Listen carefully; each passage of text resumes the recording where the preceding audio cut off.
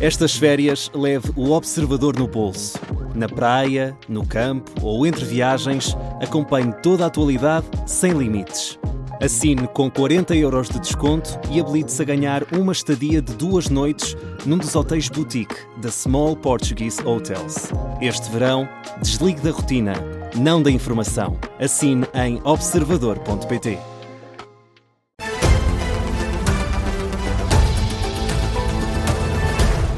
Jornal das 6, com a edição do Miguel Viterbo Dias. André Ventura quer falar com o Presidente da República sobre o que diz ser a falta de coordenação de Luís Montenegro. O Presidente do Chega vai ser recebido amanhã em Belém por António José Seguro. O líder do Chega considera que o chefe do governo não devia ter ido a 3 jogos do Campeonato do Mundo e lembra também as polémicas relacionadas com os exames nacionais e com o Ministro da Administração Interna, afirmando que Luís Montenegro devia estar mais preocupado em coordenar o Executivo. Nós temos um Primeiro-Ministro que se preocupa a ir a 3 jogos do Mundial, mas não se preocupa com o caos em que os exames está, ou com a situação em que está o seu Ministro da Administração Interna. É uma situação, pelo menos, constrangedora para a falta de autoridade e de coordenação que precisávamos e que o Governo precisava do ponto de vista da sua atuação. André Ventura, que acredita que mais tarde ou mais cedo o Primeiro-Ministro tem de assumir o controle do Governo, diz que Luís Montenegro devia também pedir explicações a Luís Neves sobre o caso da moradia em Odmira. Acho que o Sr. Primeiro-Ministro deve pedir ao Ministro da Administração Interna esclarecimentos sobre o que está a acontecer com o Ministro da Administração Interna. Acho que isso deve acontecer e não deve ter nem receio nem hesitação de o fazer. Se eu fosse Primeiro-Ministro era o que faria de forma imediata. E acho que essas ameaças, para lá das questões que estão a ocorrer com o Sr. Ministro, são reais e efetivas. Eu vou falar com o Presidente da República sobre a situação, bem como a falta de autoridade e de coordenação no Governo. André Ventura tem reunião marcada para amanhã às 5h30 da tarde com o Presidente da República. O líder do Chega diz que vai ouvir as considerações do chefe de Estado sobre o momento do Governo e depois anunciar as próximas iniciativas políticas do Chega. E o Governo descarta a hipótese de apresentar uma moção de confiança. E Miguel Viterbo Dias, de onde é que isto apareceu agora? A tese foi lançada ontem por Miguel Relvas, antigo homem forte do PSD e uma das pessoas de confiança de Pedro Passos Coelho. Na CNN, Miguel Relvas disse que existem vozes na área governamental a pedir uma moção de confiança, mas ao que o Observador apurou, essa possibilidade é vista como um delírio entre os dirigentes do PSD. Um alto dirigente social-democrata diz que nunca se ouviu falar desta ideia, que considera obtusa, enquanto o outro garante que o cenário não está nem em cima da mesa, nem sequer na gaveta. Entre as fontes ouvidas pelo Observador corre a tese de que Miguel Relvas deseja a moção de confiança para provocar a queda de Luís Montenegro e lançar Pedro Passos Coelho, mas também se garante que Miguel Relvas tem neste momento muito pouco peso dentro do aparelho do PSD. Na educação há uma baixa. Demitiu-se a vice-presidente da Agência para a Gestão do Sistema Educativo. Demitiu-se na sexta-feira, deixa as funções com um louvor por parte do Ministro. Apesar da polémica com a classificação dos exames, esta agência não teve interferência direta neste processo que está a cargo do Júri Nacional de Exames e do Instituto de Educação, Qualidade e Avaliação. Esta agência para a gestão do sistema educativo foi criada com a reestruturação do Ministério no ano passado. Tem como função centralizar o apoio técnico, financeiro e também de gestão de pessoal educativo, seja docente ou não docente. Entretanto, o Ministério da Educação decidiu adiar o prazo das matrículas em 2 dias para os 10º e 12º anos. Assim, o período para a inscrição no próximo ano letivo decorre entre amanhã e 24 de julho, sexta-feira da próxima semana. A Ministra do Ambiente culpa a Câmara Municipal de Almada e os serviços municipalizados pela crise no abastecimento de água no concelho.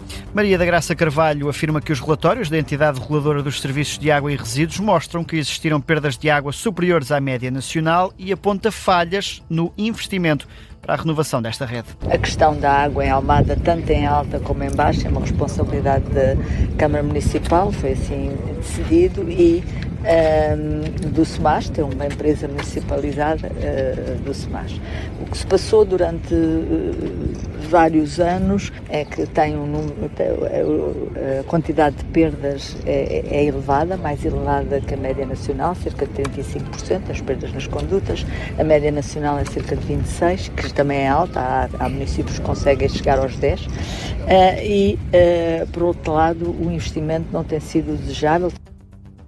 A Ministra do Ambiente aos jornalistas à margem da assinatura de um protocolo em Odmira, a Ministra que já durante a manhã tinha admitido a possibilidade dos lesados poderem pedir compensações financeiras pela falta de água. Está, entretanto, marcada para a próxima terça-feira a moção de censura apresentada pelo PSD de Almada ao Executivo liderado por Inês de Medeiros. O Chega já anunciou que vai acompanhar esta moção de censura, mas que, mesmo que seja aprovada, não terá qualquer efeito prático. O Ministro das Finanças quer um novo regime de taxas que, segundo diz, dará mais eficácia na cobrança de impostos.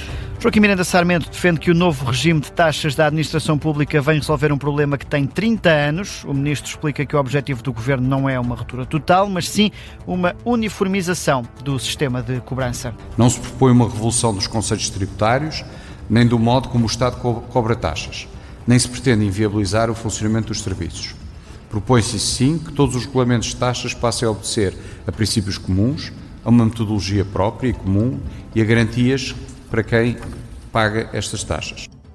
Joaquim Miranda Sarmento fala ainda de uma oportunidade para modernizar a administração pública e fortalecer a confiança na relação entre o Estado e a economia. Este relatório, hoje apresentado pelas Finanças, deverá resultar numa proposta de lei a ser apresentada no Parlamento. A Iniciativa Liberal mantém a porta aberta a recorrer da decisão do Presidente do Parlamento sobre o eventual adiamento do debate do Estado da Nação que acontece na quinta-feira. Os liberais querem ouvir primeiro o Ministro da Educação, antes do debate que encerra o ano parlamentar, mas Aguiar Branco recusou a proposta de adiamento do Estado da Nação. Ainda assim, o partido pode recorrer da decisão para o plenário da Assembleia da República. E ao observador, Mário Amorim Lopes, líder parlamentar da IEL, admite essa possibilidade mediante a posição dos restantes partidos na Conferência de Líderes. Nós, naturalmente, iremos apresentar estes argumentos à Conferência de Líderes, iremos ouvir também os argumentos dos outros partidos e iremos perceber se há aqui algum acolhimento, porque se não houver acolhimento não faz sentido estarmos aqui a criar uma bravata para tentarmos forçar uma votação que depois, ainda por cima, não passa no debate do Estado da Nação e que condiciona o próprio debate do Estado da Nação. Nós não queremos criar mais ruído, nem colocar mais areia na engrenagem.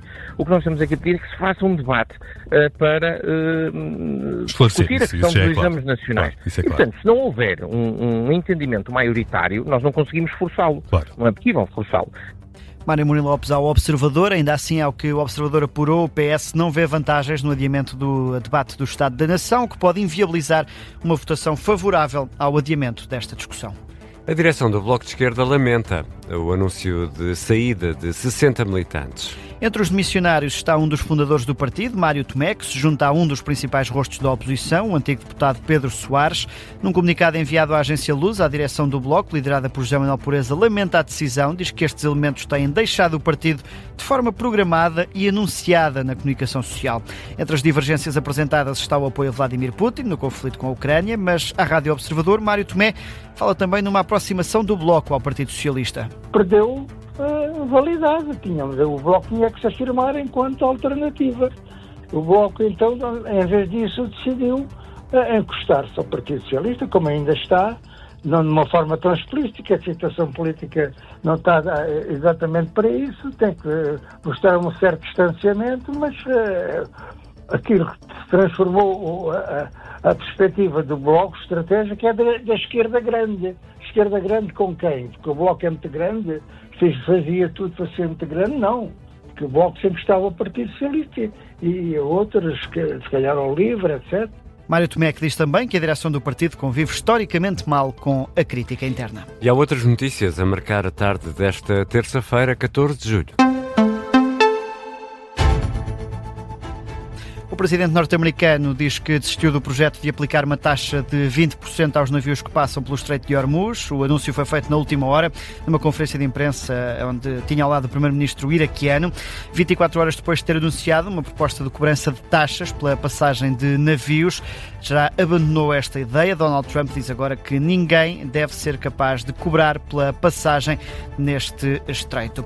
Na volta à França em bicicleta, Pogacar mantém a camisola amarela, aumenta a vantagem para Jonas Vingegaard, passa agora para 3 minutos e 36 segundos.